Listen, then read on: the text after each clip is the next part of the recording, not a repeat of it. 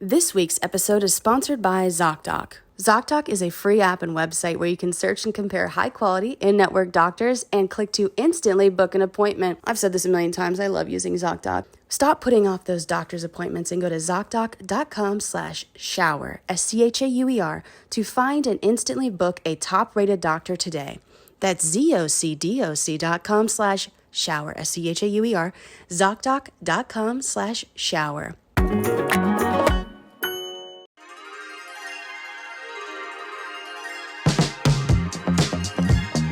Hi guys, welcome back. This is Schauer Thoughts with Sarah Schauer, a podcast for left and right brainers. And yes, we are a podcast also for middle brainers, which is, your brainstem and so if you're conscious, this is a podcast for you as well. Now, the thing is the brain is not literally divided into, you don't just think logically on one side and then, emotive and expressively on the other side. That has been debunked. However, there are different levels to the nervous system. It's all, Greek to me. But is that offensive, actually? Wait, it's all Greek to me? Is that offensive? Well, I don't think so. It's just an expression about, I don't know. Okay, I'm sorry, Greeks. But, all right, so what we're going to do today is we're going to do a part 2 to my previous episode, which is the demonization of play and pleasure.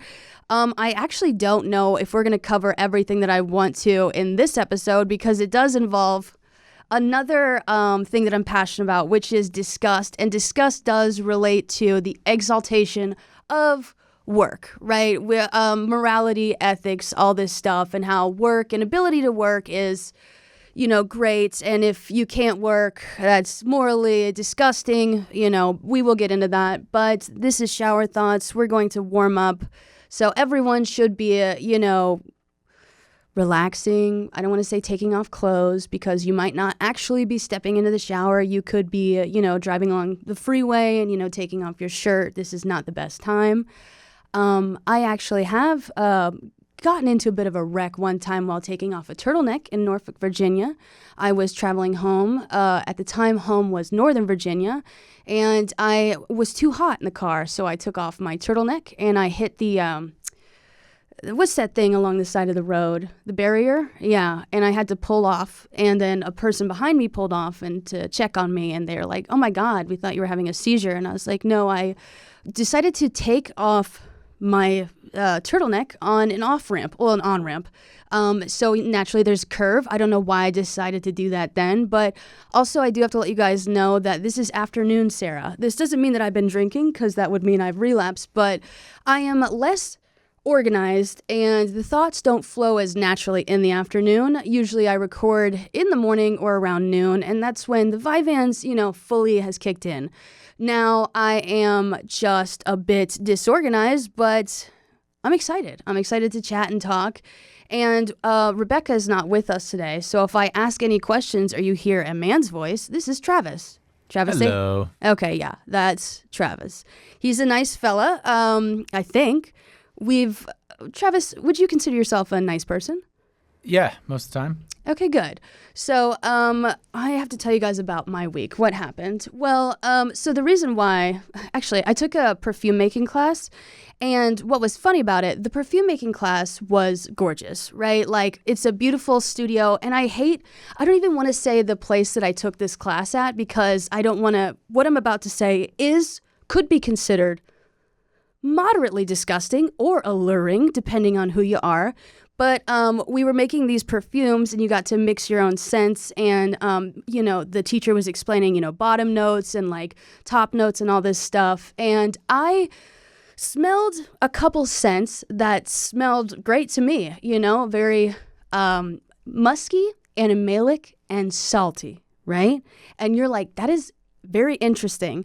So right off the bat, that does suggest more pheromone types of, skin scents. And then I chose this, top note that was erotic flower. So it had a very sensual vibe to it. So I made this scent and I thought it smelled great. And, scents have to bloom. And so I had sprayed it. Well, the teacher told me to spray it down my shirt. And I did. And then after a couple hours, when the scent bloomed, I was like, oh my God, I have perfectly recreated the smell of used panties. So I could make millions with my perfume, but also I didn't realize I accidentally I thought used panties smelled good, so I accidentally remade the scent. And if that's not the most lesbian thing in the entire world, I don't know what is. But so that's why I feel bad if I were to plug the class. It was such an insightful, great experience, but also, yes, I came because Sarah Schauer told me that she made used panty perfume here. And, when you're trying to be a really cute boutique offering a very niche service, you don't want to be associated with underwear, I guess, but it was really fun.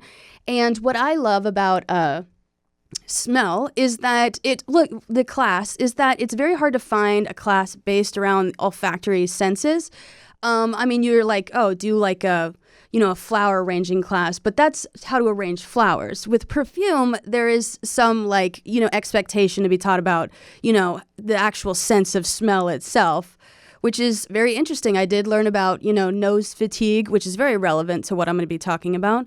But what else did I do this week? It's a lot of reading. It's a lot of research. Oh, yeah. I'm having this medical issue, and I'm going to tell you about it because I think it might be endearing or disgusting. See, it really could go both ways depending on who you are.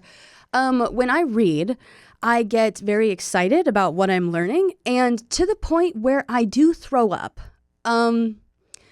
Yesterday, I was reading Proust Was a Neuroscientist by Jonah Lehrer, which I would recommend to literally anyone. It's where science and art meet. It's like artists who've accidentally discovered something within science, and so it's really cool. But I was reading about Walt Whitman and his discoveries in neuroscience, and I was getting so excited, I kept throwing up. And it was actually genuinely distracting. And I know that's because, the brain, very high level of joy, dopamine. It's like doing too much mushrooms or like any sort of like upper. You get too happy and, you do start throwing up. And that does relate to disgust, visceral disgust. But yeah, I'm having that medical issue. Some people told me to smell alcohol wipes or Zofran, I believe, to start taking. So I'm going to do that. It's just because when you haven't understood a lot of stuff for the majority of your life and then things start finally clicking that you're like, oh my God, I'm, and then you throw up. Luckily, I made it to the bathroom, and all was well, but it was moderately embarrassing. So we are going to talk about work today. I will be branching off into disgust a bit more. So why disgust is because, like I was talking about last time, is bad to me should not be on the emotion wheel because it's a judgment call on ability to do work. And that's not an emotion, that is fatigue. And if you are fatigued, then yes, you'll get more, annoyed or erratic or, tired, which the second and third row of the emotion wheel suggests. With disgust, it's interesting because it's not that I don't even think it's hard to say. It should be divided into two. It should be divided into moral versus visceral disgust. And the difference between that is where you took the sense in. Like disgust always relates to smell or taste. And the difference with smell and taste is that since they are so closely related, when you smell something, the nuance is that you don't have to touch the thing that you're smelling.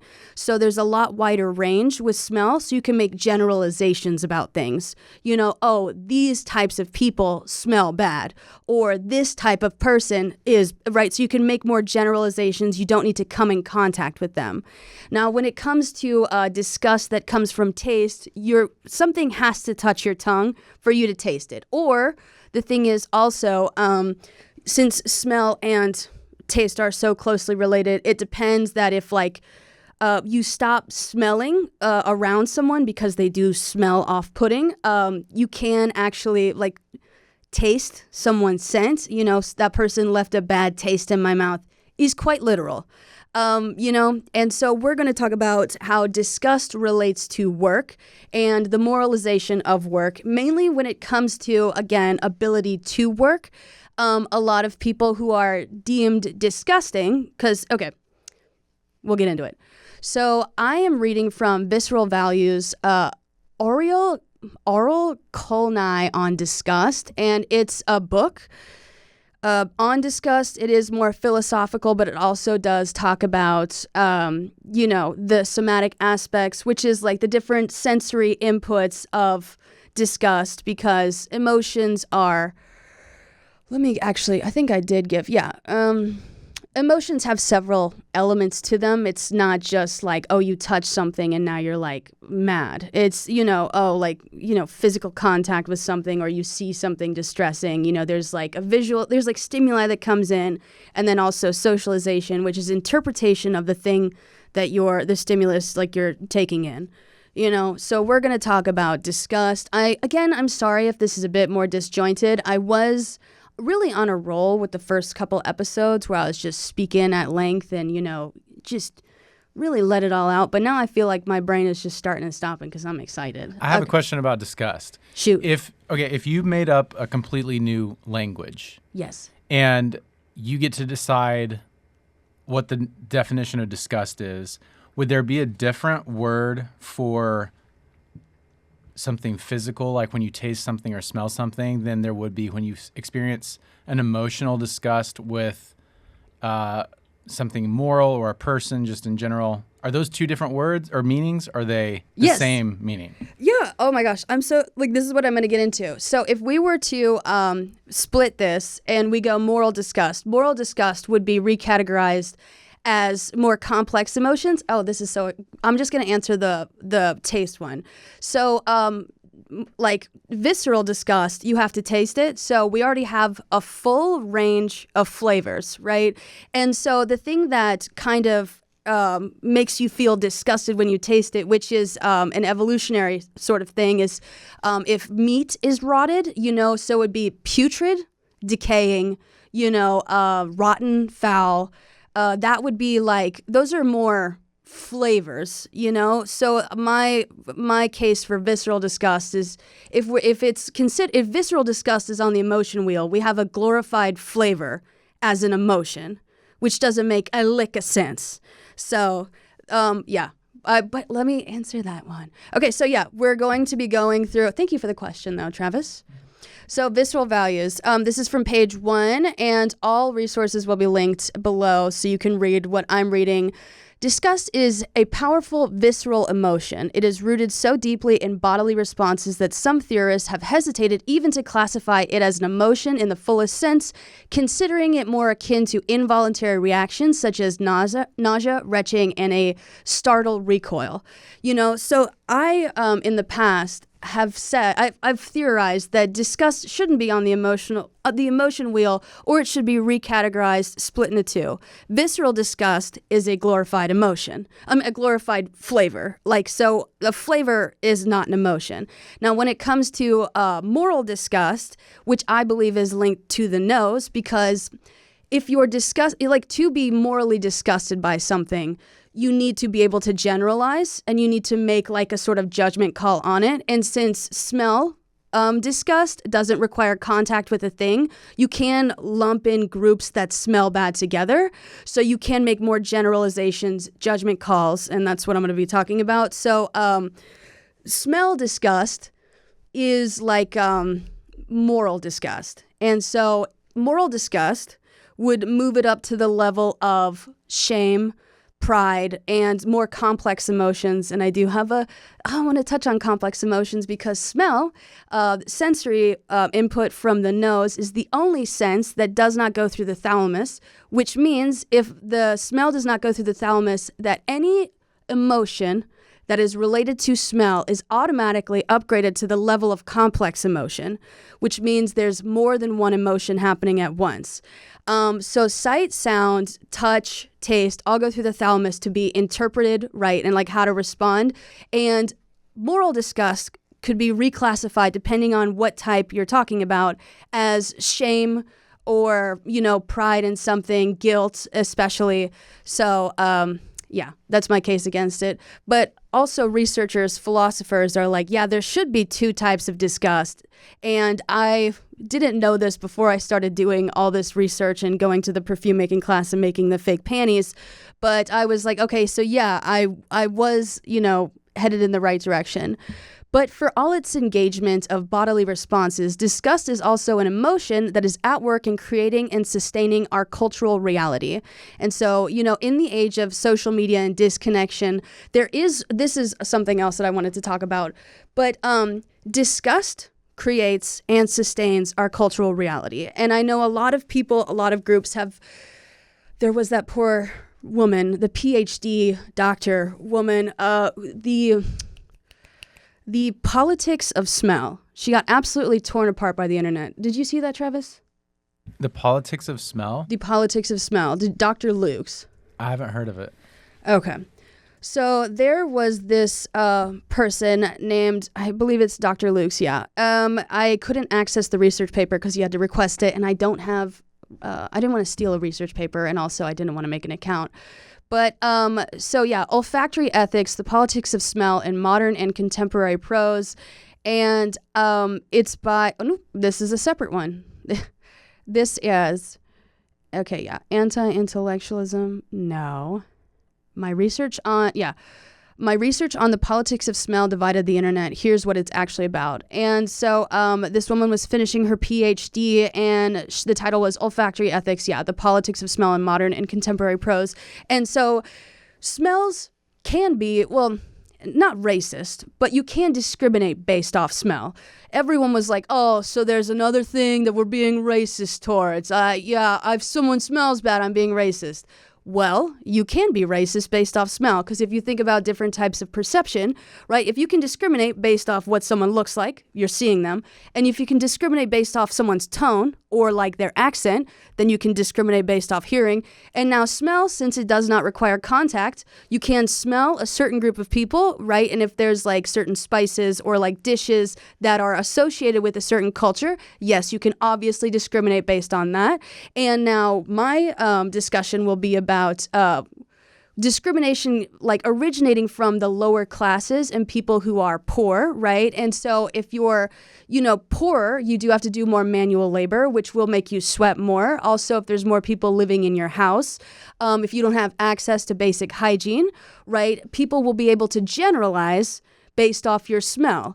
It's like how back in the day, a lot of people thought that fairer skin meant you were rich because that meant that you weren't outside, working and getting a tan. And so in a similar way, if you smell bad, that means that you do manual labor, you're likely poor, and then you're likely quote unquote bad. So there are ethics and politics to smell. If you can discriminate based off what someone looks like or sounds like, then yes, you can discriminate based off.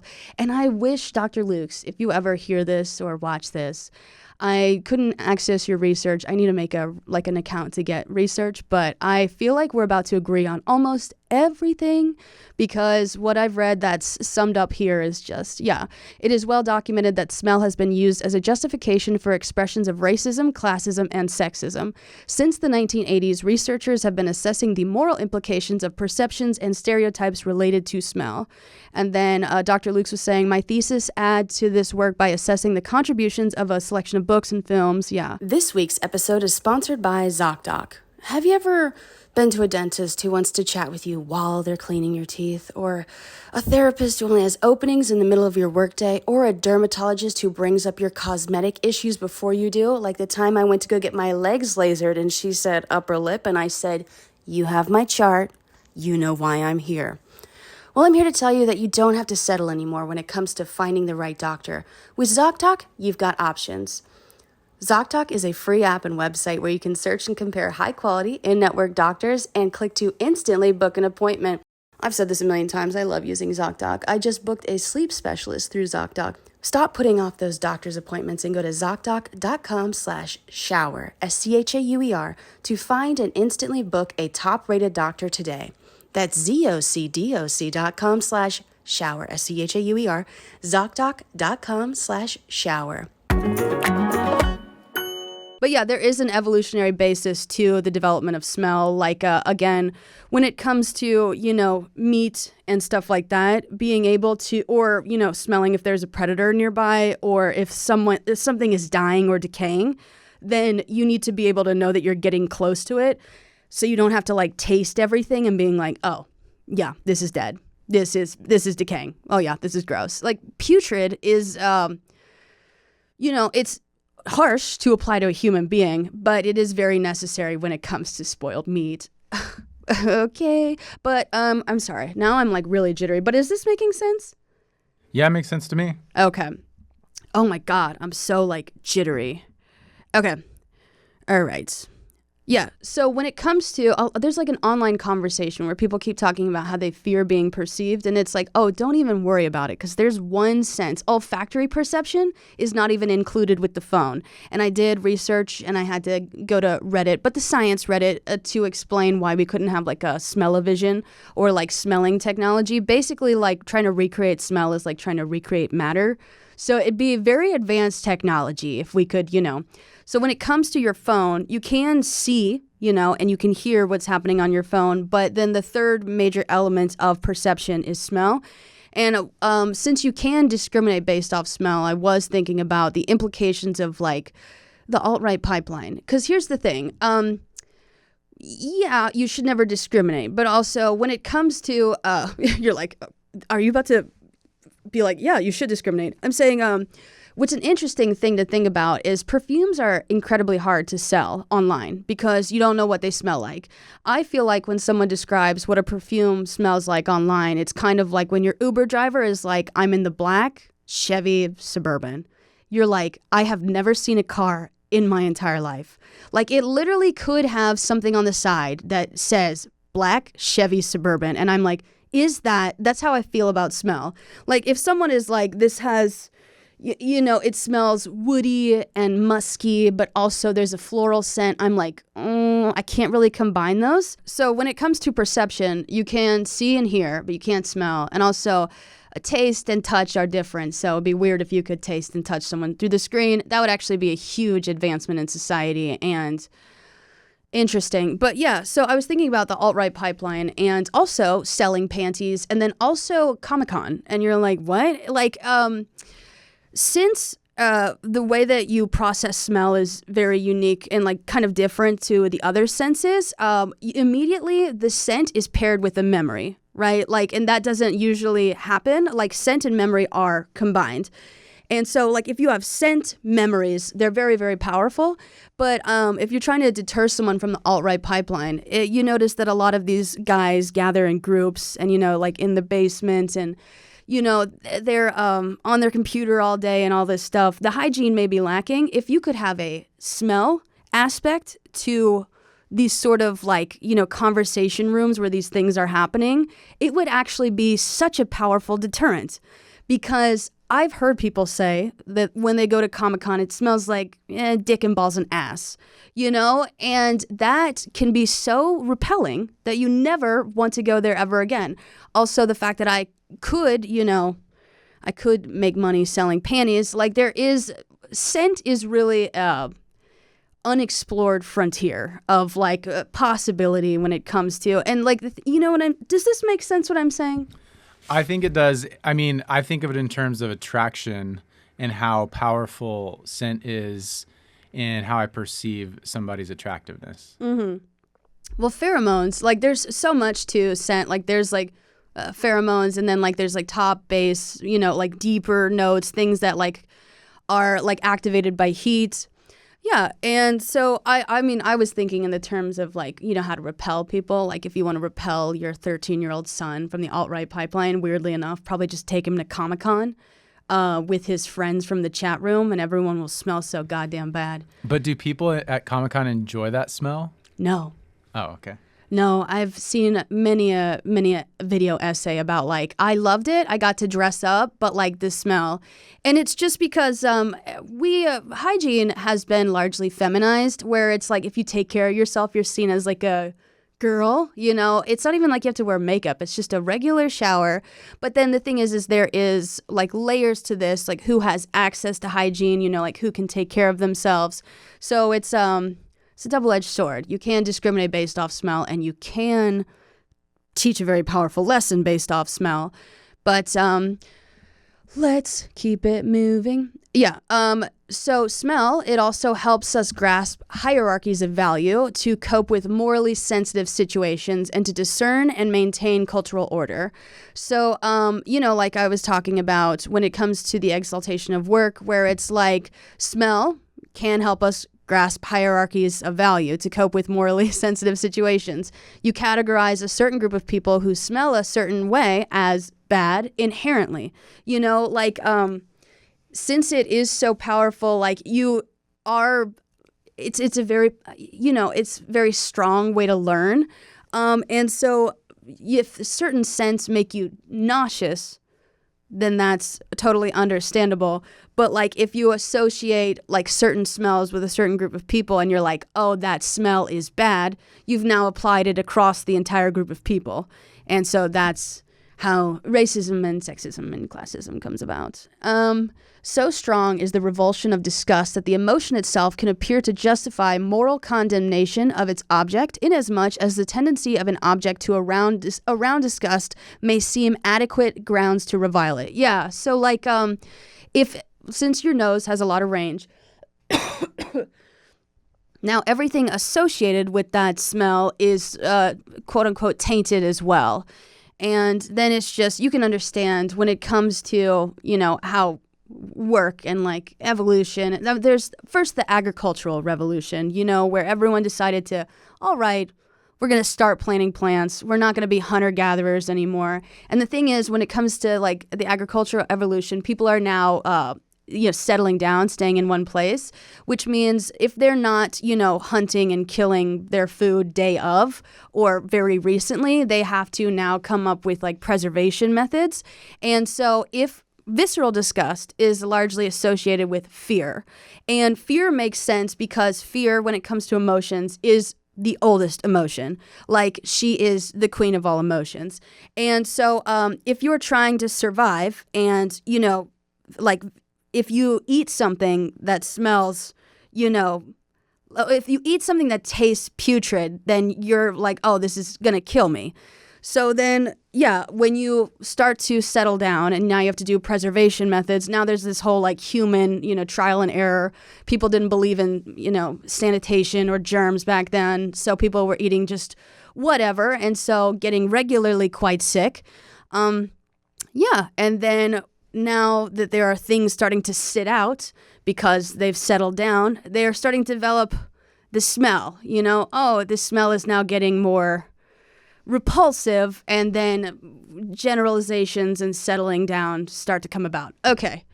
So I did go to Reddit, ask science, will there ever be a machine that transfers smell? And I did want to explain why that could or could not work according to some Reddit scientists. Now, this is the engineering subreddit, I guess.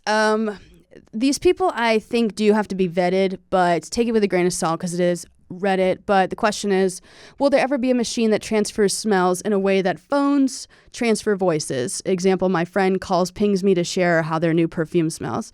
I think that would immediately be abused because I'd like fart and then send it to all my friends. Would you do that, Travis? I don't think I would fart and send it to my friends. You need to I don't grow want up. them. I don't want them to associate a fart smell with me. It's a very powerful lesson. Yeah, they wouldn't take your calls anymore. See, that's a very powerful lesson. That's worse than a voicemail. If that's what you're going for. Wait, what? Is that what you're going for? Yeah, like I'm saying, like the thing is since yeah, it's a brand new memory in and of itself, just the smell, and so like, God, you would quickly, separate yourself from other people. Like leaving one long rambling voice note is one thing, but leaving a fart, that could ruin relationships. Yes. So why would you do it? To be funny.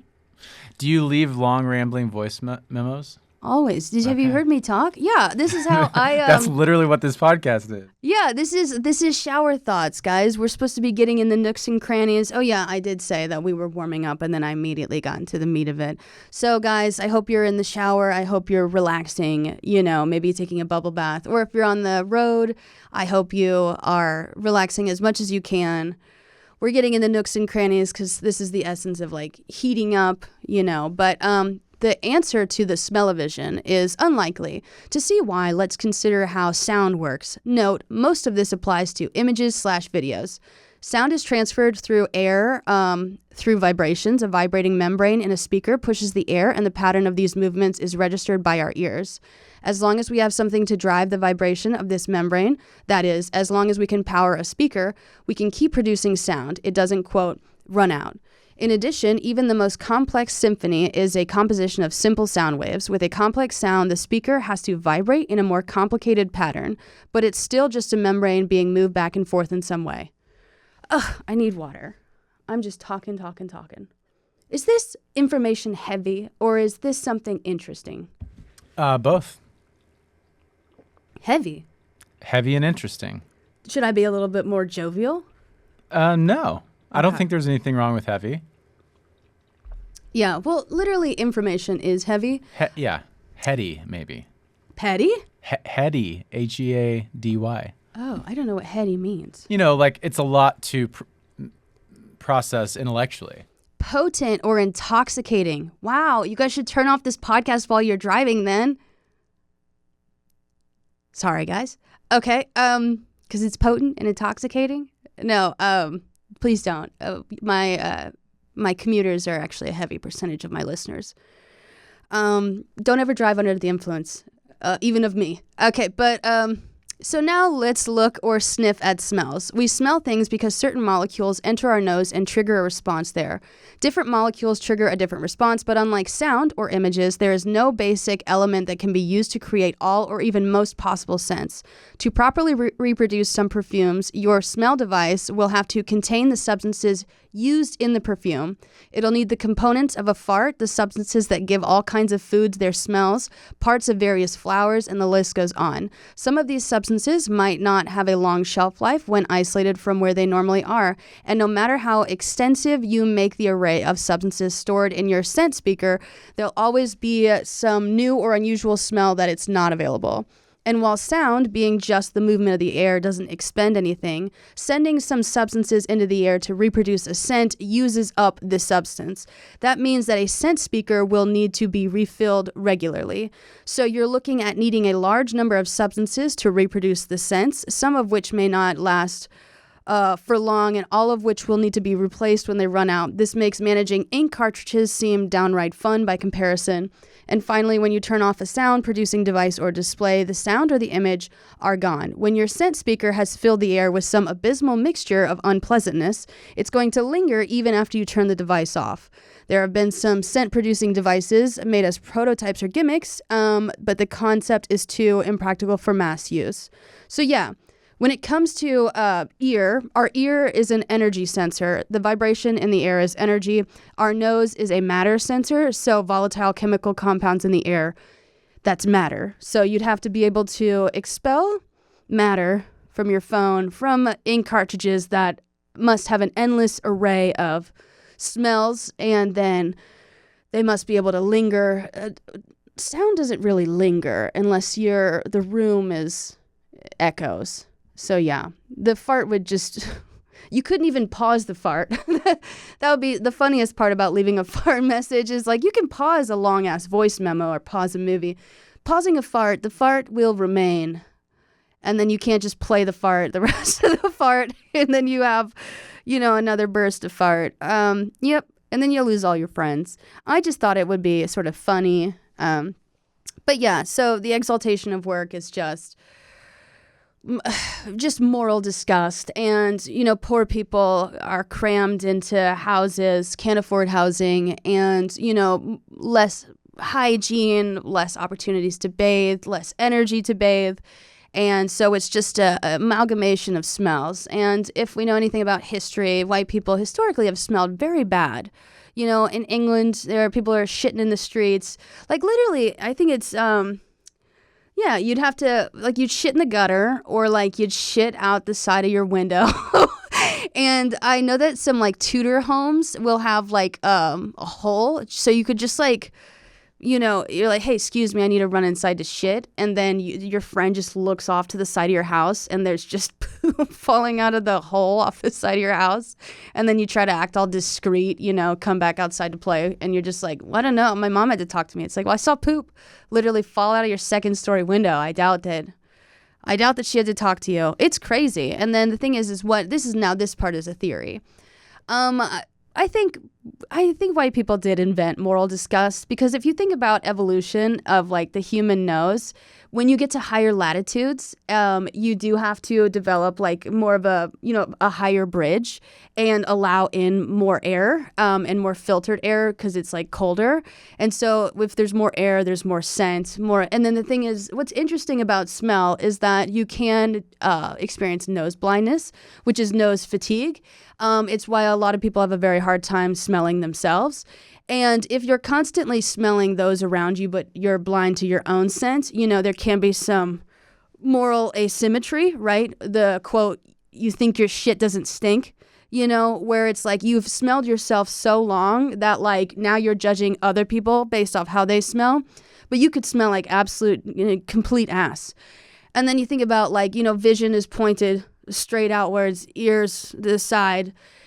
What's actually very interesting with ears is a lot of people like don't like how they sound when they're recorded, and it's because you're in your head you sound a lot lower because the sound goes through your skull, you know, and so you're hearing it mainly through your skull, which will add more of a bass to it. A lot of people when they hear their voice back, they're like, "Do I sound like Minnie Mouse? Like why does it sound like that?" It's because you're in your head. That's why. So then, yeah, it's hard to make smell-o-vision. It's going to be very hard. But that's interesting. So if you're afraid of being perceived online, there's actually the third biggest part to perception is missing. So, you know, they're judging you based off how you sound and your looks, but you could smell great or like ass, you know? And so we will never know. And the thing is that means that they will never be able to perceive you 100% correctly as they're missing a very large component. So if they were to judge you, you literally know that 1/3 of what could be perceived at this moment is missing. So it's not even a full image. Okay. And the moral of the story is never meet somebody in real person because then they'll have to smell you. Yeah, it's awful. But the thing is, yeah, I mean, oh God, I have so many theories, but the thing is my theories do relate to actual mental illnesses and like psychology stuff. So if I just present them, someone's going to run with it. But I do have receiving dopamine through touch versus perception can explain some time-related stuff for some mental illnesses. And I'm going to type that up and just, you know, email some researchers and be like, does this make sense? I was talking about potentially like I have a bunch of research compiled and I want to run it through the proper channels. And I was asking my Instagram story, I was like, how do I get this in front of someone? And they're like, just go on their page, like their articles that they write, and then email them and be like, does this sound like something that you'd like? But yeah, research is highly competitive and I don't want to go back to school. I have 4 more classes that are 400 level stat classes.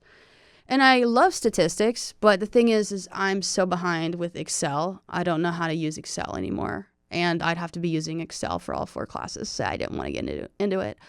But yeah, so page 12 of this article on, you know, not this article, it's a book, Visceral Values.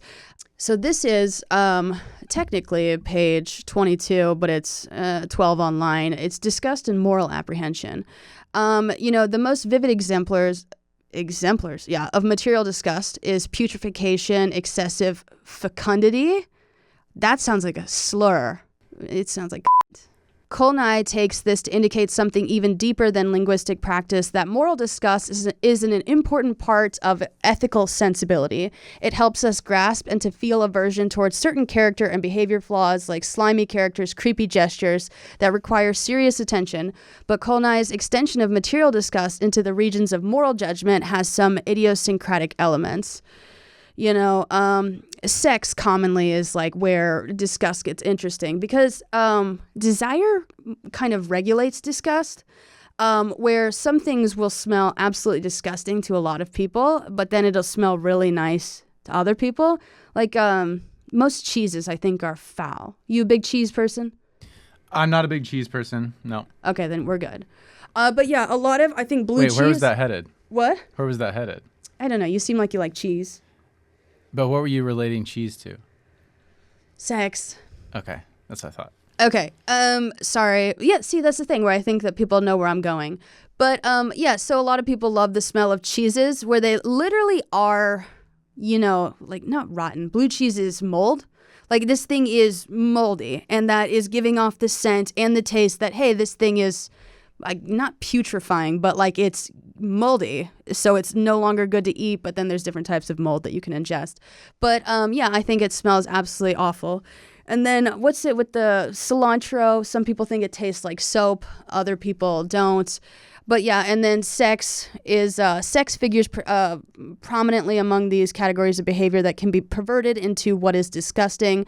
The extension of that which is sweet into that which satiates is a disgusting... Let me restart that.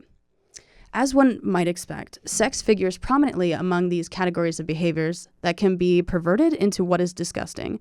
The extension of that which is sweet into that which satiates in a disgusting fashion reminds Kolnai of incest, in which love and attraction have outgrown their proper boundaries and have become excessive, perverted.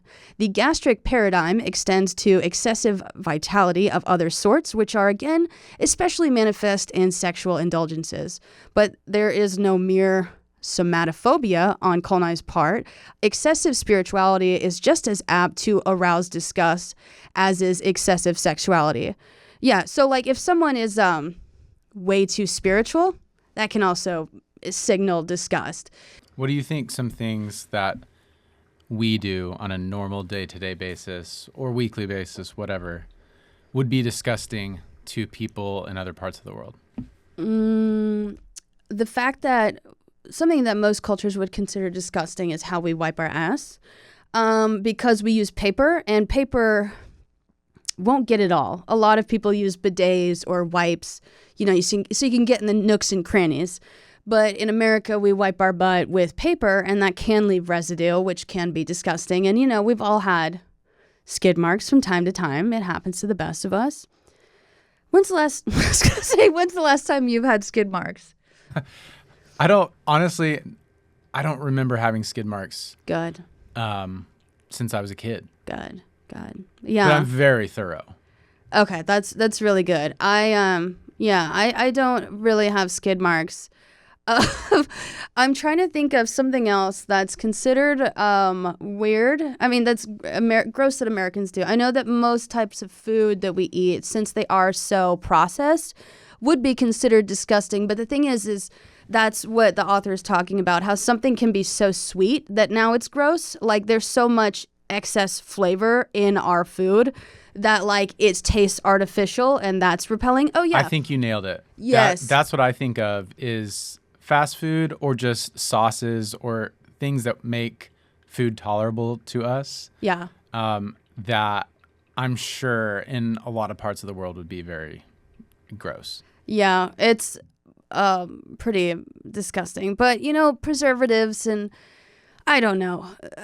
I don't specifically know what are the chemicals in food, but that would be something really interesting. There's like an addictive quality. A number of questions may be raised about Kolnai's extension of his analysis of visceral sensory disgust to morally salient responses. One of the features of the emotion of disgust is its immediacy. Unlike contempt, to which it stands in marked contrast, it is not founded on any studied judgment with the moral adequacy of its object. Rather, disgust can itself ground the negative judgment. Disgust is more like a sensitivity to corruption, a sensitivity that is palpable in the case of visceral responses to decay and putrefaction, and that Kolnai sees operating in the moral realm as well.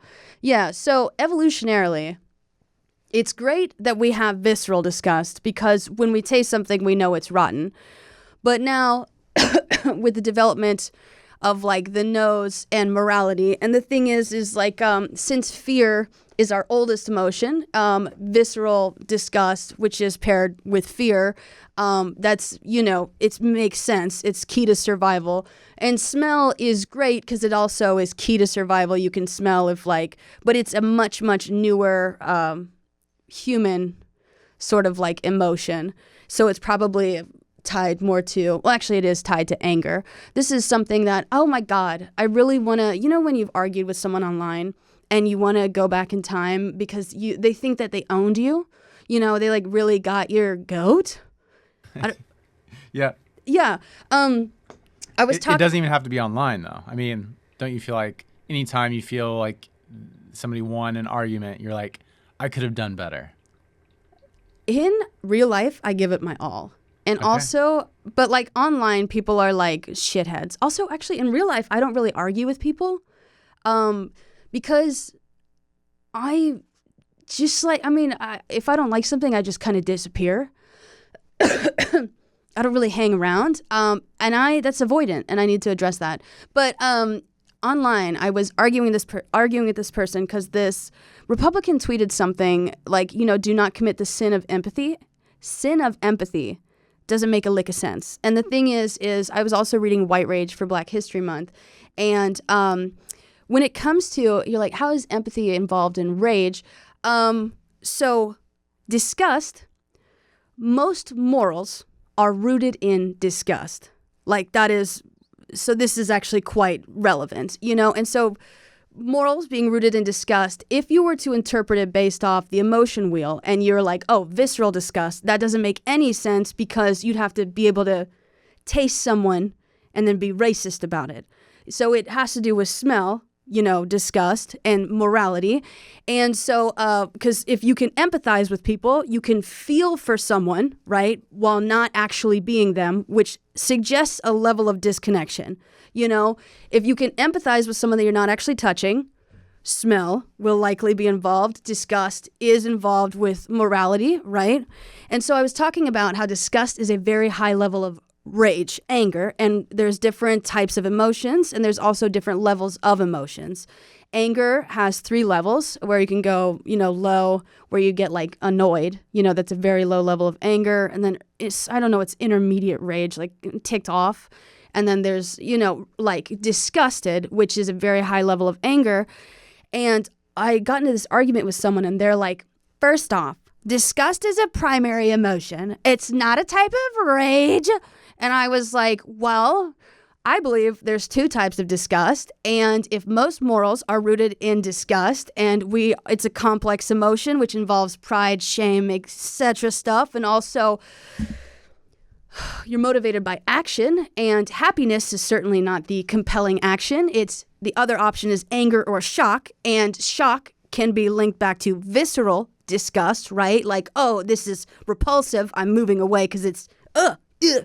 So like when it comes to moralized disgust and smell, that is a very high level of anger. There's a disconnection, right?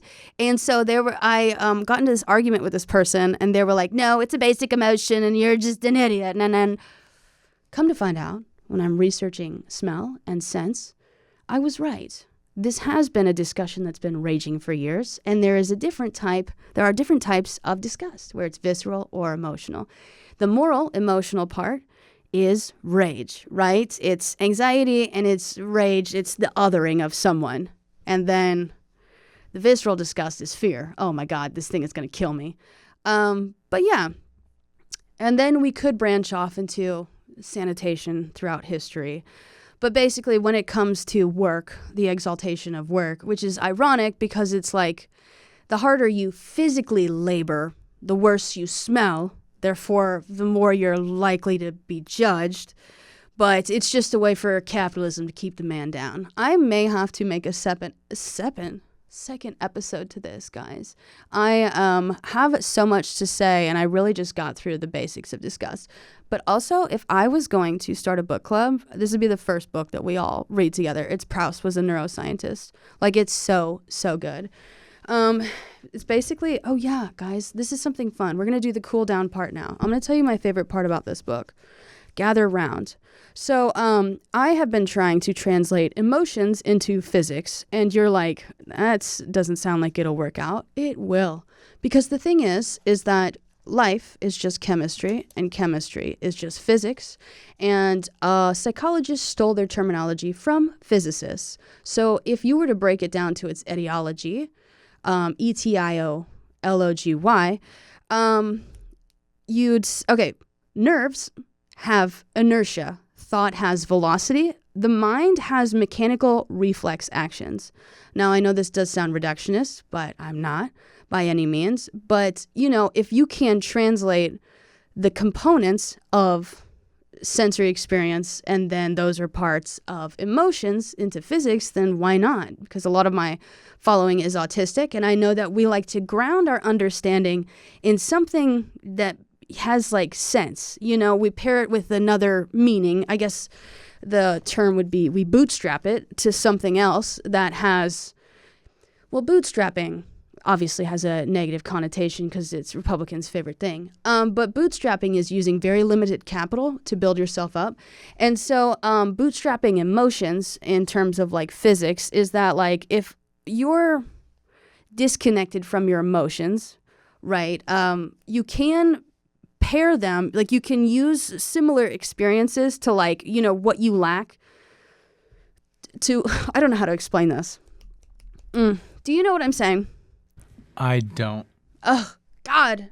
I may have to make a part 2, guys. But basically, it's like a stint, where I'm trying to think about 2 things that are otherwise unrelated that would cause an emotional reaction out of you guys. What's something horrible that's happened in your life in general terms? Something horrible that's happened? Yeah. Let's just say getting broken up with. Getting broken up with. All right. Actually, this could go back to a previous episode. Speaking of broken up with, a lot of people have a hard time relating to Republicans. You don't have to empathize at all. But the thing is beliefs are usually very crystallized, which means they're firm, they're solid. And if you shatter a belief, it'll splinter and then it kind of pierce you, as opposed to fluid beliefs where you can't really shatter a fluid belief. A fluid belief is where you learn something new and you change your beliefs accordingly. But when it comes to relationships, right, you might think genuinely that this person loves you and that you're going to spend the rest of your life together. That's a solid core belief. And then finding out that that person has cheated on you and getting physical evidence of them cheating on you is how you can be hurt by objective information, right? You have a core belief based off, it's solidified. You believe that you're going to be married, and then someone maybe shows you a photo of them fucking someone else. And that is objective evidence, but it still is painful, right? It's earth shattering. And so in a similar way, a Republican could, why does it hurt whenever you present them with objective evidence? It's true. Yeah, it's still, their beliefs are based on very real feelings. Whether it's, unfounded is one thing, but the thing is their feelings are still very much real. But so that would be bootstrapping, explaining how Republicans always just feel so shattered whenever they have to look at a photo of someone suffering. Or they, fuck around and find out. But this was not the best explanation for that because I am a bit wired. I may have to make a part 3 when I talk about actual capitalism and colonialism and a whole bunch of other stuff. But I think we did cover disgust. Disgust should not be a primary emotion. It should be split into 2, and then the moral aspect should be just recategorized with shame and guilt and envy and pride, depending on what is the, is it based in fear or anger or happiness? Happy disgust is actually, it could be pride. I'm happy and I'm disgusted by it's really, really complex. But and then visceral disgust is a flavor. It's a flavor. And yes, it does, send you into fight or flight if you eat something dead. But again, it's a flavor. It's kind of like those birdie all flavor beans from Harry Potter, where if you eat something that tastes like vomit, it's a flavor and it may send you into a spiral, but that's it's a secondary thing. It's not a primary thing. But yeah, Proust would be, Proust is a neuroscientist. And then I just got this book called Connections Over Compliance, Rewiring Our Perceptions of Discipline, because I wanted to talk about the joy of learning, and a lot of people are always put learning through the lens of work, and which makes sense because the education system where you're like, oh, if you learn and then there's like another thing on top of that to get a job, you don't even get to enjoy the process, and now it's all work. And then I was just talking to Travis about the demonization of play. Anyone watch that episode? But I may have to do a second thing explaining like how work is heavenly. And I mean, in the Bible, there's so many like verses about like how work is like the best thing ever, and God loves people who work hard. Idle hands are the devil's tools. So, and if you're lazy, and the thing is, this quickly spirals into ableism if you're not able to work, and then, poverty, like if someone cannot afford like a shower or a break to take a shower. We're all in the shower here. I'm sorry, poverty is very real. I'm sorry, that was actually very it's the end of the day. Yes, if you can't afford it, I understand, water. And then, with the Trump administration, they're getting rid of there's going to be poop in the water now, and we're all going to have to buy filters. It's a whole bunch of stuff. This was supposed to be relaxing, and I'm trying to wrap it up on a good note. Basically, if you smell, it's okay. It's natural. You should invest a little bit more in hygiene if you can. Do what you can. A whore bath, I'm sorry. That was my nickname in college. No, a whore bath is wiping yourself down with wet wipes if you can't, get in the shower. I did that quite often, and people thought it was funny because last name is Schauer. Whore bath, and then, or just whore for short. You know what? Whore would be a beautiful girl's name if it wasn't the word whore. Doesn't it sound rich? Whore. Whore. Like, Madame Whore. Madame Whore. Madame Whore. Like, that sounds, I don't know. It sounds French. Like dyslexia also sounds like a really fun girl's name. I think I heard somebody say this, but chlamydia is such a beautiful word. Chlamydia. I love that. My little daughter, chlamydia.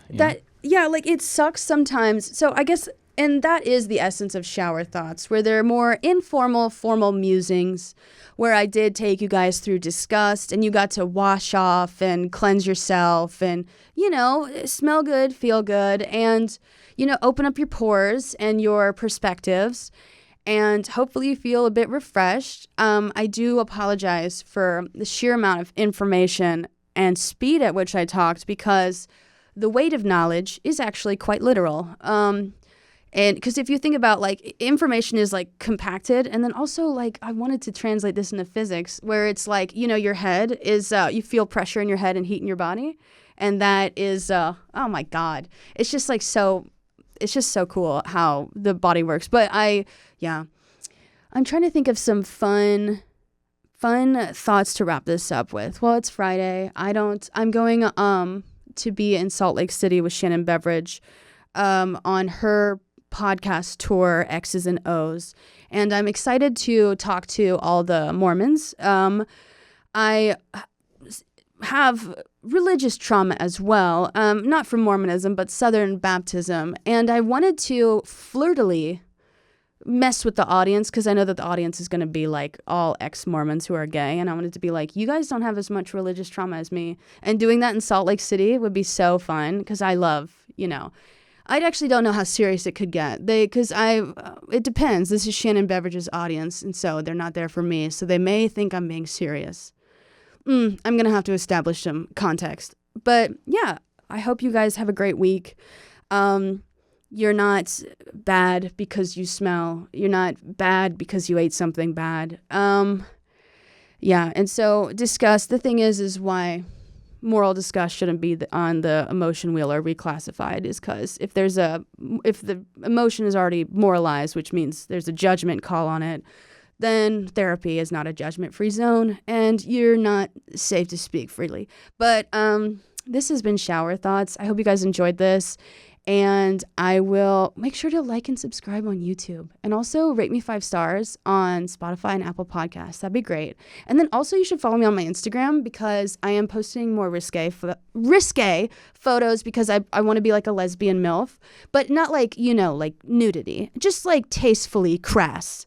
On my stories, not on my feed. So if you guys like that stuff, you should follow me on Instagram. Because now that I'm 30, I'm so excited to just be like, too much. But thank you guys so much for listening, and I will speak to you next week. Bye.